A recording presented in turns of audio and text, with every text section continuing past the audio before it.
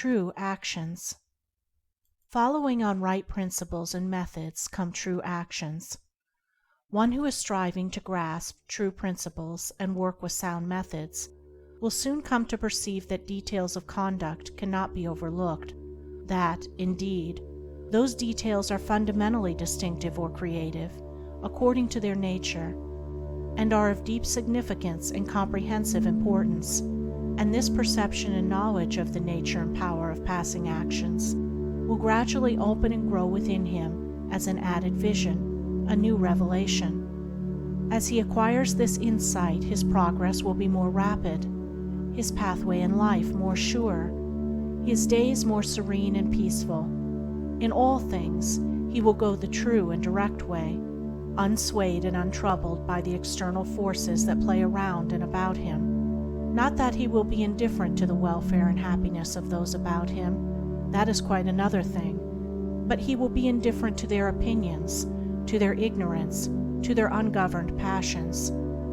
By true actions, indeed, is meant acting rightly towards others, and the right doer knows that his actions, in accordance with truth, are but for the happiness of those about him, and he will do them even though an occasion may arise when someone near to him may advise or implore him to do otherwise.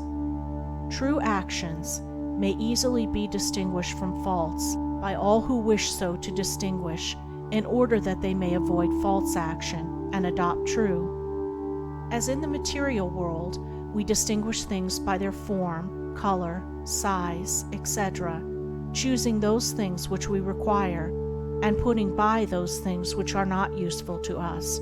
So in the spiritual world of deeds, we can distinguish between those that are bad and those that are good by their nature, their aim, and their effect, and can choose and adopt those that are good and ignore those that are bad. In all forms of progress, avoidance of the bad always precedes acceptance and knowledge of the good.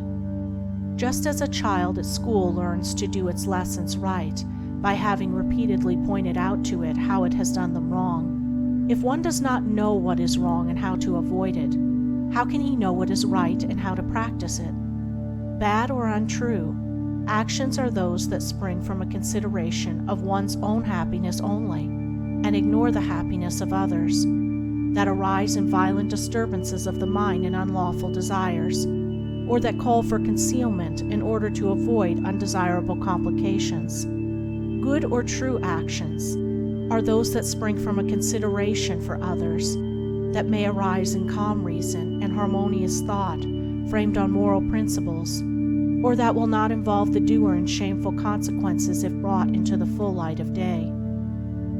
The right doer will avoid those acts of personal pleasure and gratification which by their nature bring annoyance, pain, or suffering to others, no matter how insignificant those actions may appear to be. He will begin by putting away these. He will gain a knowledge of the unselfish and true by first sacrificing the selfish and untrue. He will learn not to speak or act in anger, or envy, or resentment, but will study how to control his mind, and will restore it to calmness before acting.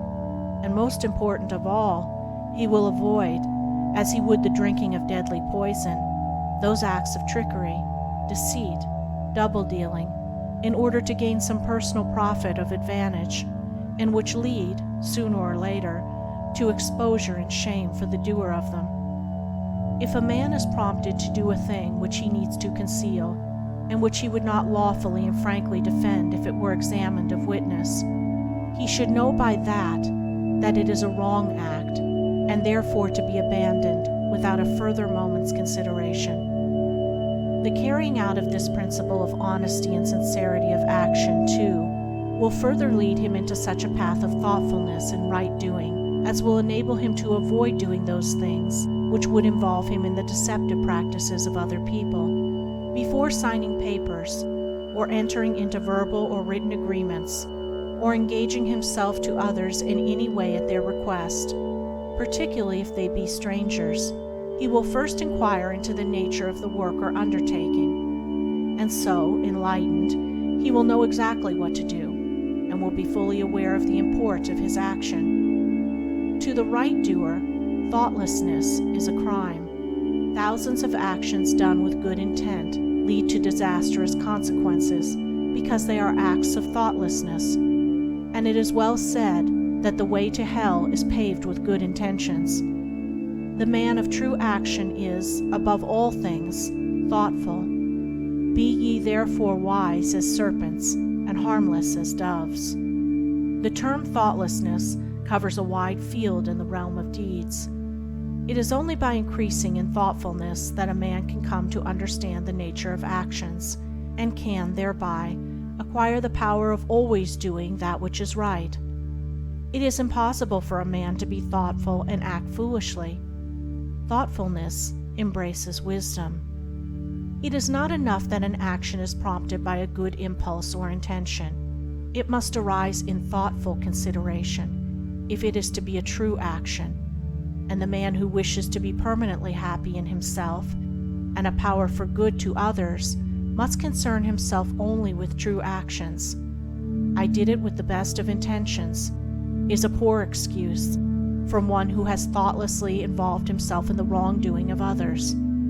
His bitter experience should teach him to act more thoughtfully in the future.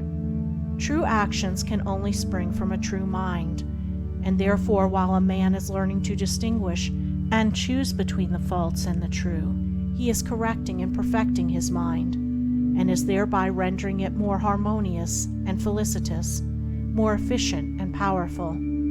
As he acquires the inner eye to clearly distinguish the right in all the details of life, and the faith and knowledge to do it, he will realize that he is building the house of his character and life upon a rock, which the winds of failure and the storms of persecution can never undermine.